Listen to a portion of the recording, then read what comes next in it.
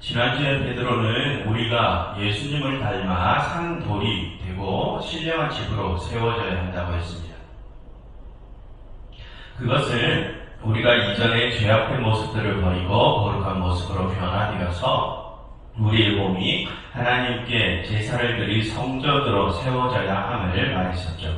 그처럼 지난주에 베드로는 우리의 몸을 성전에 비유하며 교회의 정체성에 대해서 설명을 했습니다. 그리고 그 성전 비유를 오늘도 계속해서 이어가는데요.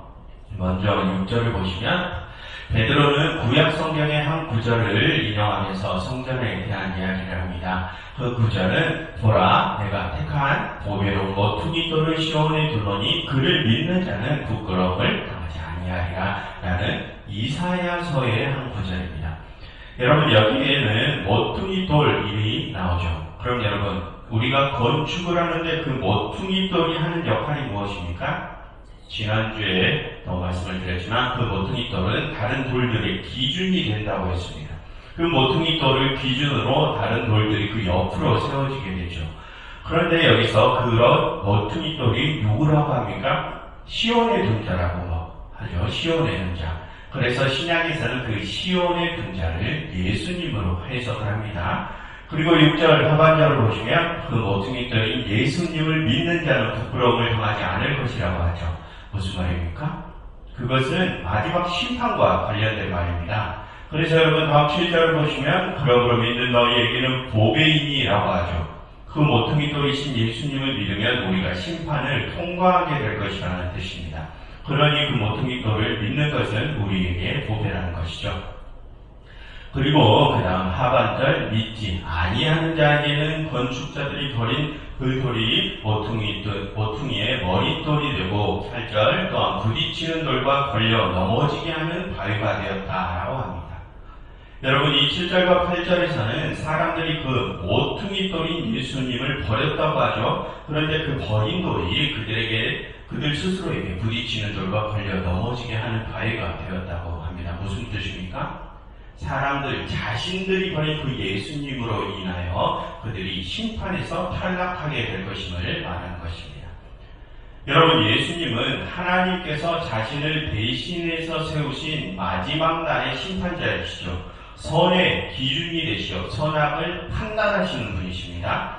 그런데 그 심판자를 사람들이 버렸다고 합니다. 그럼 그 심판자는 마지막 날에 자신들을 버린 자들에게 어떤 판결을 내리실까요? 그들에게 불통을 내리시겠죠. 왜냐하면 그들은 선의 기준을 버렸으니 이제 선악을 판단할 능력이 없어졌을 것이고 그러면 그들은 죄악에 무감각해져서 자연스레 그 죄악을 행할 확률이 높아지기 때문입니다. 그러니 당연히 심판에서 불통을 받겠죠. 그런 내용을 여기서 예수님이 부딪히는 돌과 걸려 넘어지게 하는 바위가 되었다라고 표현을 하는 것입니다. 그래서 베드로는 그 기준이자 심판자이신 모퉁이돌 예수님 옆으로 우리가 나란히 서야 한다고 말하는 것입니다. 왜 그렇습니까? 그렇게 심판자 옆에 우리가 붙어 있어야 우리가 심판을 통과할 것이기 때문입니다. 그럼 여러분 그렇게 우리가 모퉁이돌이신 예수님 옆으로 선다는 것이 구체적으로 무엇을 뜻하는 것일까요? 8절 하반절을 보시면 그들이 말씀을 순종하지 아니함으로 넘어지냐니라고 하죠. 그것을 우리가 반대로 보면 예수님 옆으로 선다는 것은 우리가 그분의 말씀에 순종하는 것을 뜻합니다. 그럼 여러분 그분의 말씀이 무엇입니까? 지난 1, 2장에서 베드로가 말했던 모든 행실에 거룩한 자가 되라고 했던 그 말씀입니다. 우리의 지난 날들의 모든 죄악의 모습들을 버리는 것을 뜻하죠. 욕심 때문에 절제하지 못하고 사치하는 것, 다른 일을 기만하고 시기하고 비방하는 것 등 그러한 모든 죄악의 모습들을 버리는 것을 뜻합니다. 그것이 우리가 거룩해지는 방법이고 그렇게 우리가 거룩해지는 것은 내가 거룩하니 너희도 몸을 구별하여 거룩하게 하라는 하나님의 말씀에 순종하는 것입니다. 여러분 그처럼 6절부터 이 8절까지는 지난주에 했던 이야기를 구약의 말씀을 인용해서 다시 한번 강조하는 것입니다. 그리고 이제 다음 9절과 10절에서 하는 말이 베드로가 진짜로 하고 싶은 말입니다. 말씀드린 것처럼 지난주부터 오늘 8절까지 베드로는 우리가 산돌이시자 모퉁이돌이신 예수님을 따라 우리도 역시 그 산돌이 되어서 거룩한 성전으로 세워져야 함을 강조했습니다. 거기서의 핵심은 우리가 지난 날들의 죄악의 모습들을 버리고 거룩해져야 한다는 것이었죠. 그런데 왜 우리가 그렇게 거룩해져야 하는지를 보니 9절입니다. 그러나 너희는 택하신 족속이요 왕같은 제사장들이요 거룩한 나라요 그의 소유가 된 백성이니 라고 합니다. 여러분, 여기서 베드로는 우리가 하나님께 선택받은 백성이라고 합니다. 다른 많은 사람들 가운데서 선택받았다는 것이죠.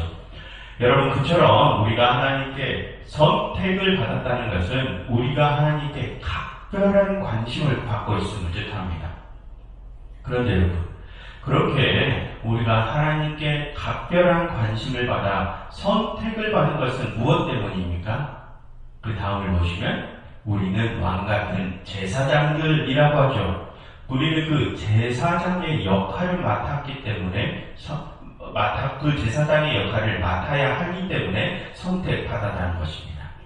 여러분, 지난주에도 베드로는 우리가 우리의 몸을 성전으로 만들고 그 성전에서 우리가 제사장의 역할을 맡아야 한다고 했었죠. 그럼 여러분, 그 제사장은 어떤 역할을 하는 자입니까? 제사를 주관하는 자죠. 그는 다른 사람들과 하나님의 만남을 주선하는 자입니다. 그 역할을 맡기 위해 우리가 하나님께 각별히 선택을 받은 것입니다. 그래서 그 다음을 보시면 너희는 택하신 족속이요 왕같은 제사장이요 거룩한 나라요 그의 소유가 된 백성이니 라고 하죠. 여러분, 여기서 베드로는 우리가 하나님의 소유가 되었으니 우리도 역시 그 거룩하신 하나님처럼 거룩해져야 함을 강조합니다. 그럼 우리가 왜 거룩해져야 한다고요? 우리가 다른 사람들과 거룩하신 하나님을 연결시켜줘야 하는 제사장의 역할을 맡아야 하기 때문입니다. 그럼 여러분, 우리까지는 하나님의 은혜로 우리가 거듭나고 거룩해져서 하나님과 연결이 되어 있습니다. 그런데 다른 사람들은 어떻게 거룩하신 하나님을 만날 수 있습니까? 그들은 아직 거룩해지지 않았는데 말입니다.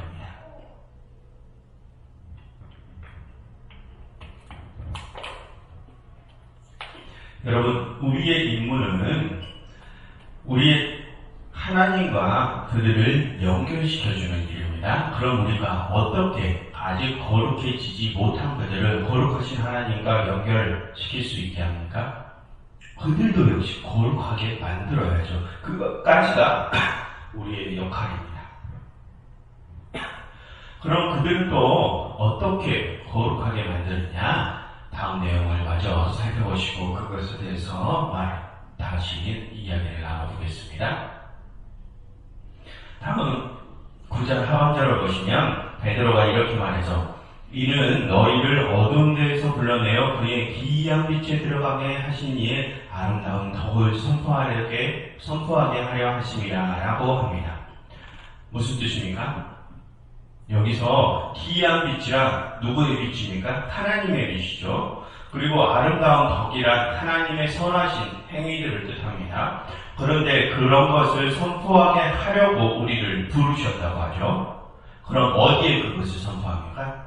아직 거룩해지지 못한 이 죄악된 세상에, 그리고 아직 죄악에서 벗어나지 못한 다른 사람들에게 선포하라는 것입니다. 그럼 그것을 어떻게 선포하느냐? 우리가 모퉁이 돌이신 예수님처럼 되어서 선포하라는 것입니다. 왜 그렇습니까? 예수님이 곧 하나님의 선하신 빛이시기 때문입니다. 그러니 우리가 그 모퉁이 돌이신 예수님처럼 되어서 하나님의 선하심을 선포해야 한다는 것입니다. 그럼 여러분, 우리가 예수님처럼 되려면 어떻게 해야 합니까? 여러분, 예수님께서는 하나님의 선하심을 어떻게 선포하셨습니까? 예수님께서는 스스로 기준돌, 모퉁이돌이 되어서 하나님의 선하심을 선포하셨다고 했죠. 스스로 모범이 되셨다는 것입니다. 그러니 기준돌, 모범이 되신 돌이라시는 거죠. 그럼 여러분, 우리도 역시 그 기준돌이 되려면 어떻게 해야 합니까? 우리도 역시 모범이 되어야 한다는 것입니다. 이전에 죄악된 모습을 모두 떨쳐버린 그 거룩한 모습을 모범으로 보이면서 기준돌이 되고 그것으로 하나님의 선하심을 선포해야 한다는 것이죠. 그리고 그렇게 우리의 모범을 통하여 선포된 하나님의 선하심을 보고 또 다른 사람들도 그 모범을 따라와서 거룩함으로 들어오도록 해야 한다는 것입니다. 그것이 우리가 다른 사람들을 거룩하게 만들 수 있는 방법입니다. 여러분, 우리는 많은 사람들 중에 선택된 백성들입니다. 그것은 우리가 하나님께 각별한 관심을 받고 있다는 뜻이라고 했죠. 그런데 여러분, 우리가 그렇게 하나님께 각별한 관심을 받는 이유는 우리는 다른 사람들과 다르니 자만해라, 이것이 아니라고 했습니다. 우리에게 임무를 맡기시기 위함이 목적이라고 해주죠. 그게 우리가 각별히 하나님께 각별한 관심을 갖는 이유라고 했습니다. 여러분, 우리가 그렇게 하나님께 임무를 맡았다는 것은 세상 사람들도 이미 다 알고 있지 않습니까? 왜 알고 있습니까? 우리가 이제 그것을 말하고 다녔기 때문입니다. 여러분, 그동안 우리가 세상에 무엇을 말하고 다녔습니까? 그리스도인들은 하나님의 선택받은 백성들이다. 그러니 너희도 하나님을 믿고 선택된 백성으로 들어와라. 이렇게 말하고 다녔지 않습니까? 우리의 입으로 그것을 말하고 다녔기 때문에 그래서 세상 사람들은 우리가 하나님의 임무를 맡은 자들임을 다 알고 있습니다.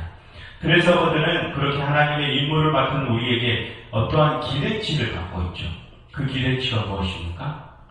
하나님의 임무를 맡은 자들로서 그에 걸맞는 모범된 모습을 보여주라는 기대치를 가지고 있죠. 그런데 여러분, 그동안 우리는 그들의 기대치를 채워줄 수 있을 만한 모습을 보여줬습니까? 여러분, 우리는 하나님의 임무를 맡은 이들이죠. 그것은 우리의 말과 행동이 하나님의 모습을 대변함을 뜻합니다. 그럼 여러분, 그동안 우리는 세상에 나가서 거룩하신 하나님의 모습처럼 행동하고 말했습니까? 여러분, 우리는 작은 물건을 살 때조차도 그것을 생각하면서 행동하고 말해야 합니다. 왜요? 우리의 모습이 곧 하나님을 대변하는 것이니까. 그런데 그동안 우리는 어떻게 행동했습니까? 혹시 그동안 우리는 작은 물건을 살 때조차도 나에게 조그마한 손해라도 생기면 혹시 분노를 표출했던 적은 없습니까? 욕심 때문에 다른 사람들과 똑같이 절제하지 못하고 근신하지 못했던 적은 없습니까? 사람들 앞에서 다른 이들을 험담한 적은 없었습니까? 또 나를 더 잘나 보이게 하기 위해서 위선적인 행동을 한 적은 없었습니까? 여러분, 그러한 우리의 모든 모습들을 보고 다른 사람들은 하나님을 판단합니다. 그래서 우리가 그렇게 죄악의 모습을 보이면 사람들은 우리를 욕하는 것이 아니라 하나님을 욕합니다. 그리고 그들은 하나님에게서 더 멀어져 가죠. 그래서 성경은 말하는 것입니다. 너희는 다른 이들과 다른 존재들임을 반드시 기억하라고. 그래서 절대 다른 사람들과 똑같은 모습을 보이면 안 된다고 말을 합니다. 그래야 우리가 다른 사람들을 거룩하신 하나님과 연결시켜주는 제사장의 역할을 맡을 수 있다고 성경은 말합니다. 여러분, 다시 한번 말씀드리지만 우리가 하나님께 선택을 받은 것은 우리 보고 자만하거나 기쁨에 도취되어 있으라는 뜻이 아닙니다. 우리가 먼저 선택받은 것은 하나님께서 맡겨주신 임무를 감당하기 위해서입니다. 그러니 우리는 항상 그것을 먼저 생각하고 말과 행동을 해야 합니다. 그러니 여러분, 우리가 하나님을 대변한다는 것, 우리의 모습이 곧 하나님의 모습이라는 것, 그것을 항상 기억하시며 맡겨진 제사장의 임무를 잘 감당하시기를 바랍니다. 여러분, 이 시간 함께 이렇게 기도하면 좋겠습니다. 하나님, 저희가 하나님께 먼저 선택받은 것은 저희에게 임무를 맡기시기 위함임을 저희로 항상 기억하게 해주세요. 그래서 저희가 항상 하나님의 모습처럼 행동하고 말하게 해주세요 라고 기도하면 좋겠습니다.